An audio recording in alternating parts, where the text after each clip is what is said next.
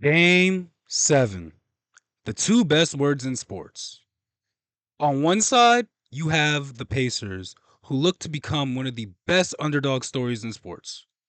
On the other side, you have the Thunder, who look to take their rightful seat on the throne as they look ahead and try to become the next NBA dynasty. Hey y'all, it's Kidway of the Box One here, and let's talk about this game 7. So what I'm gonna do is I'm gonna switch up the order and I'm gonna do the keys for both teams, X factors, and who I think is gonna win. So let's talk about the first keys. Um, so for both these teams, big man play is going to be crucial. And I believe OKC has the advantage in this aspect, mainly because we've been talking about it a lot, but mainly because of the double big lineup. If Mark Daganol runs the double big lineup, then there is a problem for the Pacers. They don't have the size to match up with that. And as we know, the Pacers like to run. If you dominate the glass, specifically the offensive glass, you make them work harder on defense and you don't allow them to get easy buckets in transition. That is going to be key. Specifically within the big man play, both the stretch fives, actually stretch four in OKC's case, Chet Holmgren and Miles Turner, y'all need to shoot better from three tonight. Chet's been shooting 11.8 from three. That's abhorrent. He's hit some tough shots on Miles Turner, but Miles Turner has been, I don't want to say clamping, but he's been giving him that work on the defensive end. Then, on the Miles Turner side, he also needs to hit some threes. He's been shooting 20% on the series. Um, that's gonna be the key for the spacing. For the Thunder side of the ball, they need to get more easy looks and get into the flow of their offense and capitalize on those easy looks. I mean, J Dub was able to get 40 from cutting, moving well off the ball, and just finding space within the defense. And in all honesty, I feel like game 5, the Pacers defense was a little flat. I'm just, at least from what I saw, because there were a lot of back cuts that typically the Pacers would not allow to go unchecked. But yeah, on the Thunder side of the ball again, they need to tighten up the passing windows and they need to get deflections early in the game and they need to be aggressive out the gate. Because yes, this is game 7. The way I see it right now, the Thunder are the team on the back foot. Not the Pacers, the Thunder. Even though the Thunder are the home team, they just got dominated in game 6 a couple nights on Thursday night.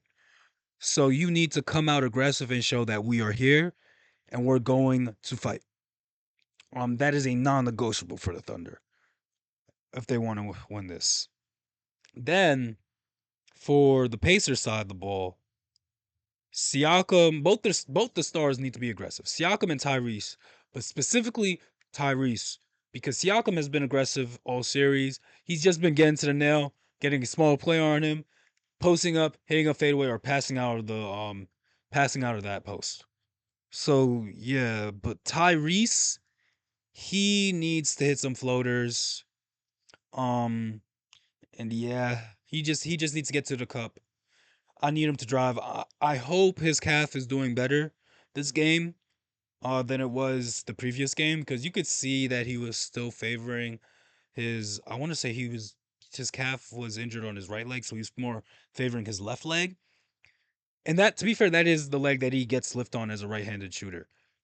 But he needs to be more aggressive. He needs to drive. I believe the first 2, 3 buckets, they should be involved in them. They don't need to score them directly. I'd prefer for them to score directly out the gate.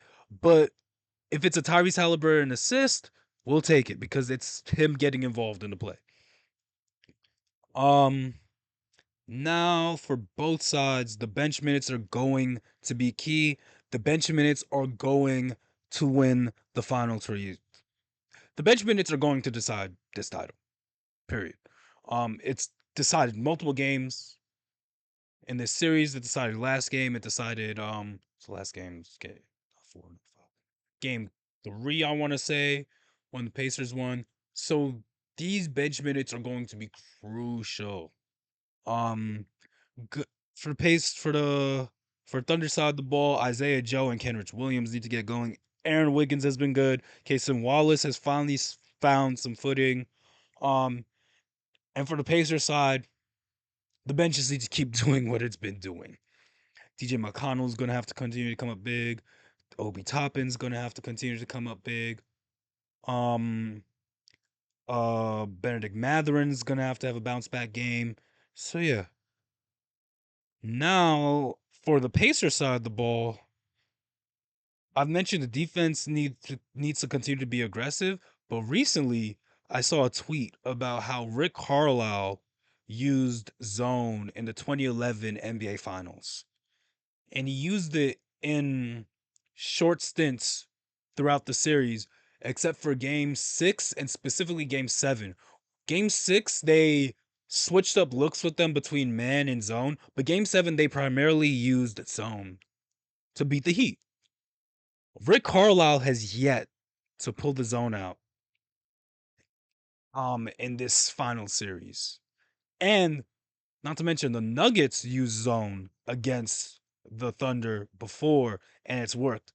The one game the Wolves won, zone was effective against the Thunder and it worked. So, what I'm saying is expect zone to be run by the Pacers because the Thunder will throw out a look with zone, especially when they have the small ball lineup on, because they have so much foot speed on the court, and the Pacers have the foot speed to run an effective zone. And I wouldn't be surprised if that's Rick Carlisle's ace up his sleeve. Um, I also wouldn't be surprised if the ace up Mark Daganow's sleeve is the same adjustment they used for Jokic in game 7, which is putting Alex Caruso on him. Because I could see Alex Caruso being very effective in guarding Pascal Siakam in the paint tonight. So that coaching battle is going to be extremely interesting because normally in a playoff series, we see all the cards unfold already. But this is one of those cases where I genuinely believe that they have not shown their hands yet. They have not shown their full hands yet. So yeah. Now moving on to the X factors. Within a game 7, you if this is your first game 7, let me tell you this. This is a rule of thumb for all game 7s. Expect the unexpected. Some shit that you've never seen before in your basketball fandom will happen. I'll give you guys some examples right now.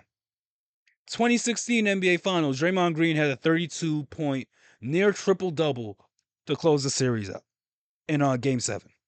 He nearly stole the Finals MVP in that game. Shane Battier in 2013 went 6 of 8 from 3 off the bench. Dennis, on the flip side, Dennis Johnson went a record 0 for 14 for the Sonics in the 1988 NBA Finals. And of course, I'm going to mention my Knicks. Walt Clyde Frazier had 37 points and 19 assists of 12 of 17 shooting from the field in the 1970 NBA Finals, playing Jerry West, mind you. So yeah, expect the unexpected. Why am I prefacing this? Why am I prefacing my X Factors prediction with this? Because I'm going to try and expect the unexpected for y'all. So I'm gonna start with I actually have 2 X Factors for each team. One starter and one bench player. So for the Thunder, Lu Dort. I think Lu Dort had some key shots. mainly because first and foremost, he's been hot these finals. I think in game one he went like 5 for 5 from three. He's been shooting them at a good clip, good percentage. Not to mention the home crowd boost. And as we know, role players do better at home. And Lou Dort has been hitting his threes on the road even. So I think he's going to have himself a game tonight. I think he's hitting at least three threes tonight. Now on the other side, Miles Turner. He is the longest tenured pacer. And his shot, like I said before, hasn't been falling all series. He's shooting 20% on the series from three. I think it would be extremely poetic and for Miles Turner to be a key part of the reason the Pacers win it all. And you know what? I'm a sucker for that. I can't lie. I am a sucker for that. I'm happy. I'll be kind of happy for Miles. I'll be really happy for Miles Turner if he does that because he's been put into trade discussions since he was drafted. He survived trade discussions for a long time, and he honestly deserves a ring. Even in my Knicks fandom, even in my bitterness, I can't help but admit that. Now, going back to the Thunder, the second X factor is going to be Aaron Wiggins. Notice how I said "gonna be." I don't think it's going to be Aaron Wiggins. I know it's going to be Aaron Wiggins because Aaron Wiggins is a spark plug that can get hot, scorching hot at any time. He has a game in the regular season where he dropped 41, I want to say, or was 40 flat. Yes, granted, he was a starter, but he's one of those guys where if he hits two shots early in the game, be prepared for a big game. Because if he hits two threes out the gate, that drive is opened up for him. That mid range game is opened up for him. And he can hit those shots. But yeah, like I think he's been their best bench player of the series. I don't consider Hartenstein as a bench player, at least because now he's been starting. Casey Wallace has been close. Alex Caruso has probably been their best bench player all around. But their best bench scorer has been Aaron Wiggins. His ability to create offense like that, whether it's in the flow or creating a set play for him, it's remarkable. I mean, his nickname is the man who saved basketball. So do with that information what you will. And for the Pacers side of the ball, this one's going to be interesting. Ben Shepherd. He doesn't have a big role on offense, but we saw some flashes last game. He hit a big three to end the third quarter. That is one of those shots that gives a role player, especially a young role player, confidence to let it fly. Not to mention the pressure. The Thunder defense will not be focused on him. It won't. They'll be focused on TJ McConnell, Obi Toppin, and Benedict Mathurin. And I think that will open up a lot of looks for him. At first, he'll get a little some cuts to the rim. Then he'll hit a three or two. And next thing you know, he's gonna have 15 points. And you're gonna be like, where the heck did this guy come from?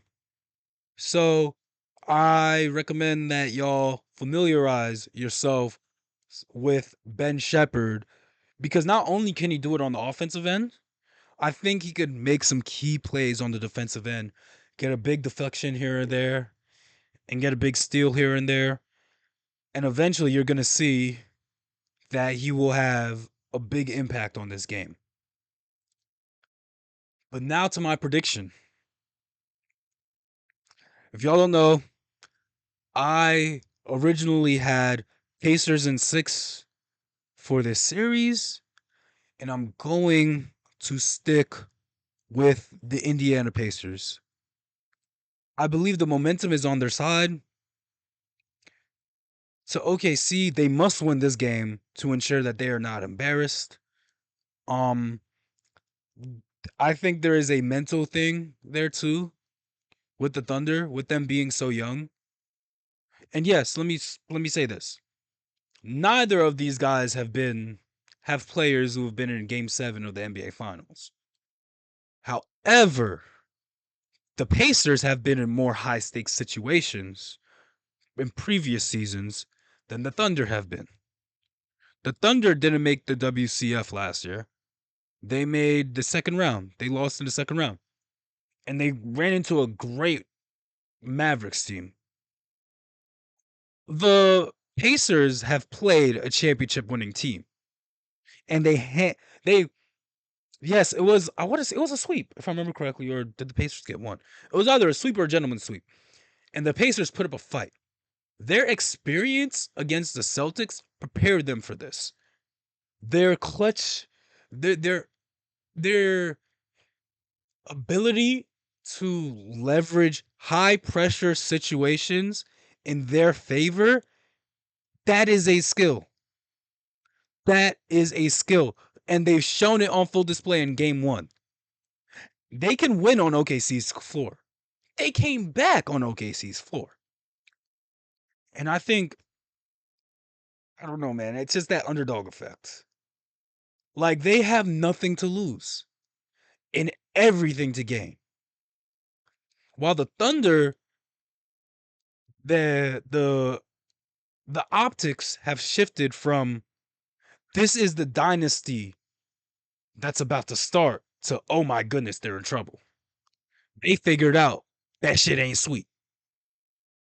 So I mean, look, game sevens, yes, sports are won physically, but the majority of sports are mental battles.